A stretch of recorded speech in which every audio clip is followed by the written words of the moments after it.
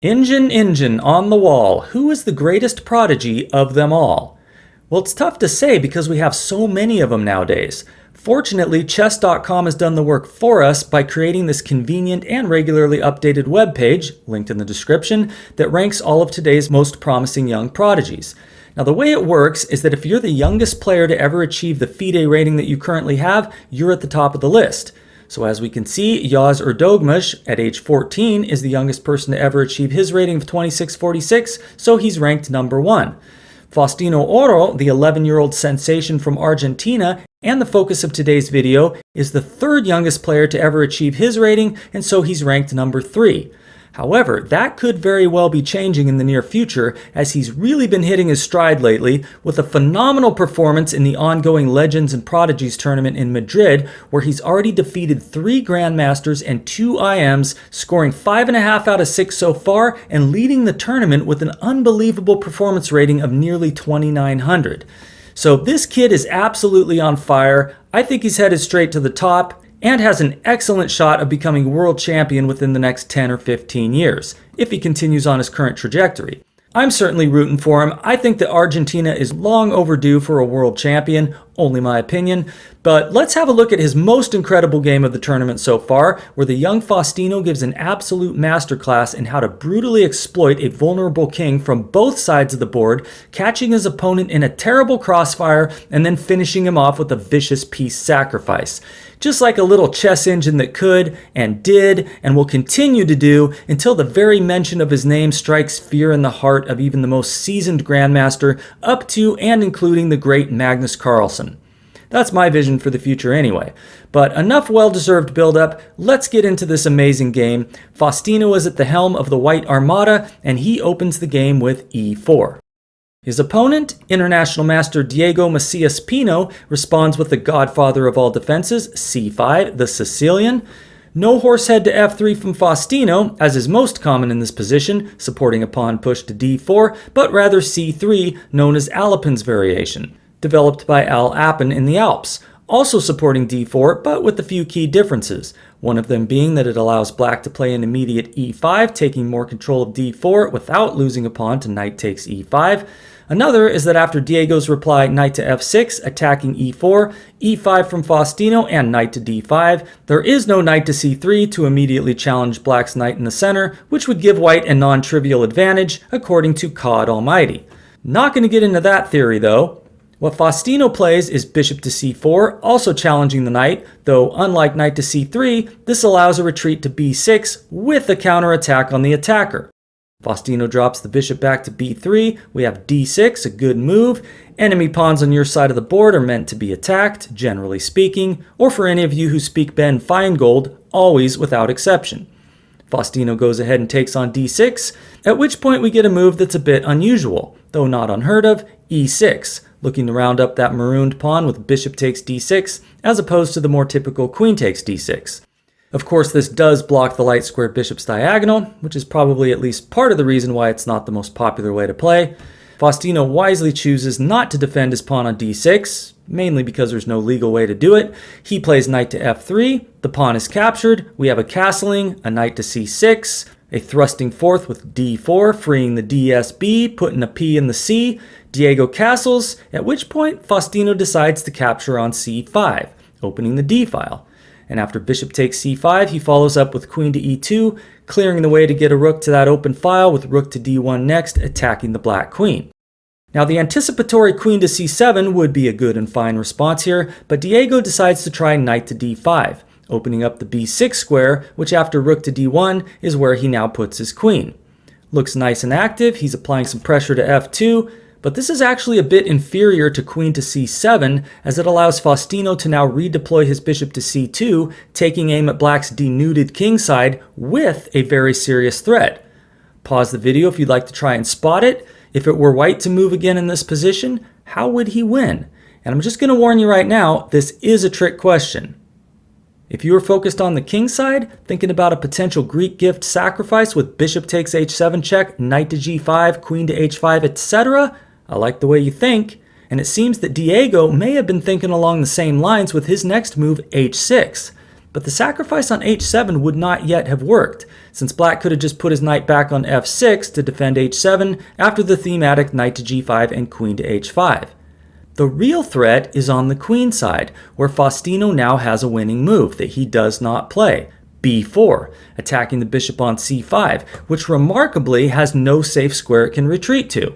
If bishop to d6, then there's c4 attacking the knight, and if it moves, the bishop is of course lost.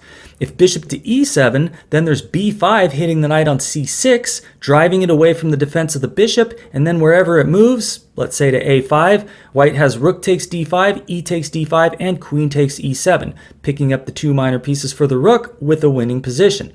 So did Faustino totally miss this tactical resource? I don't know. The move he plays in the game, a3, does support the move b4, so obviously he's thinking about it, and it is what he ends up playing next, but for whatever reason, he didn't want to play it right away. Now, was he concerned that without a3, Diego might sacrifice a knight for a couple of pawns with knight takes b4? Hard to say. That would be losing for black, but if you can think of any other reason that Faustino played a3 first, let me know in the comments. Anyway, best for black now is going to be a5, just rendering b4 unplayable due to the fact that after a takes b4, white's pawn on a3 would be pinned to his rook on a1 and therefore not defending. But instead, we have the inferior rook to d8. Now this does prevent black from immediately losing material after Faustino's next move, b4, since after bishop to e7, b5 kicking the knight from c6 and rook takes d5 could be met with rook takes d5, but Faustino is still able to secure a big advantage with the move c4, booting black's knight out of the center while gaining a bit more space on the queen side than he should have been allowed to so easily seize. And after his next move, rook takes d8 check, Diego must make another anti-developing move. He recaptures with his queen, but this exchange actually helps black's position, according to the engine, apparently because it clears the way for b6 and bishop to b7, which is going to be a much better way to develop the bishop than putting it on d7. So instead of taking the rook on d8, Faustino should have just continued developing with moves like knight to d2 and bishop to b2, which is what he plays here. White is still the better side, though not necessarily winning, if Diego now plays that move b6, preparing bishop to b7, but he decides to get a little frisky now with a5. Okay, I can see the logic. He's attacking b4 thrice, and after Faustino's response b5, it is true that he's going to have to move yet another piece backwards. He retreats his attack knight to b8, but after knight b to d2 and the knight redeploys to d7, the c5 square is now available. I'd be wanting to post a piece there, but black's best bet is actually going to be to keep his minor pieces near his king side, which is about to be in much greater need of defense than Diego probably realizes. Faustino's got the sniper duo bearing down, he's got the 5 versus 3 lead in piece development, more space on the queen side, all of which surely contribute to the engine's evaluation of this position as almost 3 pawns in white's favor. Seems a bit excessive to me, but let's see if Faustino is able to shed some light on just why this position is so bad for black. He begins with rook to d1, a good move, getting lined up with the queen. Diego says nice try and vacates the file with queen to c7. We have knight to e4 hitting the knight on f6 a second time, and so setting up some potential tactics. For example, if black were to continue b6, looking to activate his bishop, then after knight takes f6 check, bishop takes f6, bishop takes f6, and knight takes f6, there's queen to e5 attacking the black queen, which may not take on e5 as that would run into rook to d8 forcing mate. And so after something like queen to e7 and queen to d6, white has an easily winning position due to his domination of the open d-file. So with this variation in mind, the move played in the game, king to f8, makes a lot of sense, eliminating that back rank mate threat by giving the king access to e7. And what do you think white should play here? Well, almost anything is winning, but I really like the move Faustino plays, c5, just threatening to take more space with b6, though sacrificing a pawn to bishop takes c5, now played by Diego. And after knight takes c5 and queen takes c5, we have rook to c1, once again eyeballing the black queen. But this actually isn't very dangerous, and it's a bit inaccurate since it allows black to now play knight to b6 without allowing any rook to d8 check, which would have otherwise been very good for white, according to our Silicon Overlord. Not that black isn't still losing here, but what's played in the game is the unnecessarily cautious queen to d6. It's very understandable. Diego didn't want to have to worry about any discovered attack, even though it wasn't yet a threat, as the bishop on c2 didn't really have anywhere too terrible to go. Faustino now decides to take a move to give his king some lift with h3. He's got such a good position he can afford to. We have knight to d5, clearing the way for knight to f6, and then bishop to d7. It's not so obvious why black is losing here. I mean, he is a pawn up. Is that not worth something? Well, apparently not nearly enough, as Faustino now proceeds to demonstrate, beginning with queen to d3, pinning the knight on d5 to the queen, maybe looking to sneak into h7. Knight to f6 prevents that, though relinquishes control of e5, which is where Faustino now places his knight. Diego now finally develops his bishop to d7, and this actually comes with a threat. You're probably not going to figure out what it is, but that's okay because it is kind of another trick question. Black's not threatening to win or anything, but rather to neutralize white's winning advantage with the move a4. Now, if the bishop were still sitting on c8, then a4 could be met with bishop takes a4, seeing that rook takes a4 would lose the bishop to rook takes c8 check. But why is a4 such a good move for black? Well, it's because it prevents white from playing a4, which is what Faustino should do here, threatening bishop to a3, pinning black's queen to his king. So one of those monarchs would have to move, and then what white should play next, I'm not going to tell you just yet, because we will see it in the game in just a couple of moves. Suffice to say that rook to d1, now played by Faustino, is an error as it allows black to shut down that attacking idea with a4. But Diego, oblivious to this necessity, instead plays the blunderous bishop to e8.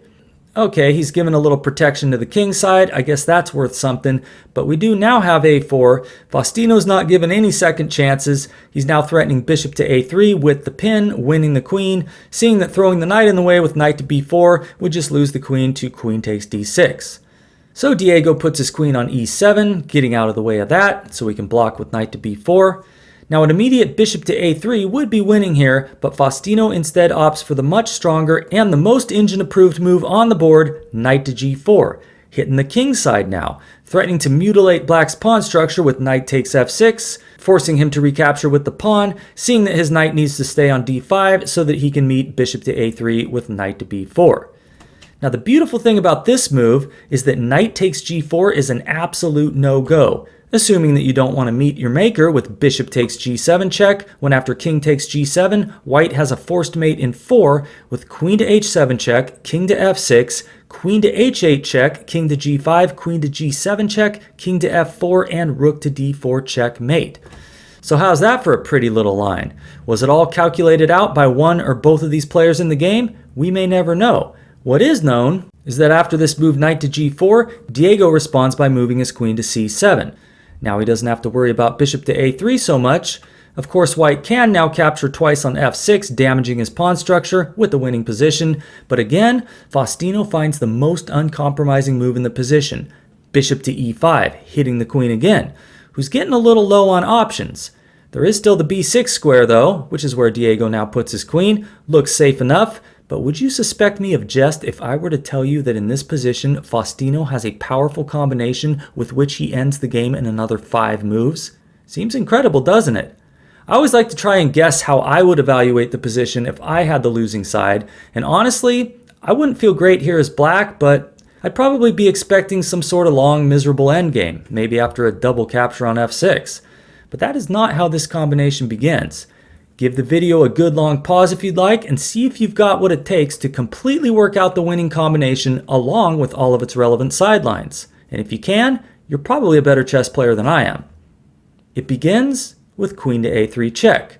Black's only got a few reasonable options. If you block with the knight, then you're losing a pawn to the double capture on f6, resulting in a nasty pin on your knight and an easy win for white. You can try knight to b4, but here, after knight takes f6 and g takes f6, white doesn't even take the pawn, he plays bishop to d6 check, forcing black to sack his queen, since if he were to play king to g8, there comes queen to g3 check, forcing the king to h8, and for 10 points, what's the quickest way for white to end the game?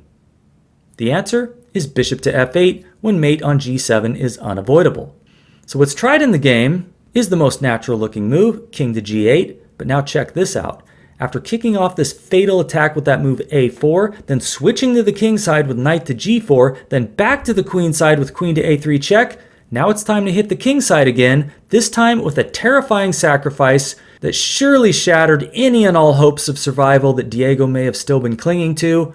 Knight takes h6 check. The knight must be captured since black's only other move, king to h8, would allow queen to f8 checkmate. And so after g takes h6, we have queen back to g3 with check. Now if king to h8, then there's rook to d4, simply threatening rook to h4, followed by rook takes h6 mate, and black has no good defense. The engine's saying you got to give up your queen with something like queen takes d4 if you want to avoid mate in another 7 moves at most. So what's tried in the game is king to f8, but now comes bishop to d6 check. Knight to e7 is the only move, besides sacrificing the queen. And how do you think Faustino wraps up this stunning combination? The move is bishop takes e7 check, forcing checkmate in another 2 moves, which is why Diego now resigns the game, seeing that after king takes e7, the white queen is able to shoot back over to a3 with check and checkmate on the next move, since black's only legal replies are queen to c5, allowing queen takes c5 mate, and queen to d6 when queen takes d6 is checkmate. So what a performance! What kind of an 11-year-old mind is capable of such a thing? Just think about what you were doing at age 11. I was out catching salamanders and keeping them in a plastic swimming pool in my backyard and then never changing the water until they all got some kind of weird skin disease and died. I certainly wasn't producing chess masterpieces. In fact, I've never produced anything that I would consider to be a chess masterpiece in all my 30 plus years of playing. Faustino Oro is doing it after only 5 years of playing, which is pretty insane if you think about it, or even if you don't. I mean, what exactly is going on in that head of his? Just absolute photographic recall of every tactical pattern and positional motif that he's ever seen? He has played a lot of online blitz, which I've heard people claim can be harmful to your classical game. But I think Faustino has been providing some pretty compelling evidence to the contrary. Let me know what you think about that in the comments. Then take a good hard look at that subscribe button and ask yourself, is this something I want to do? And then go ahead and do it regardless of your response. Hit that like button if you've enjoyed anything about this video, and I will see you next time.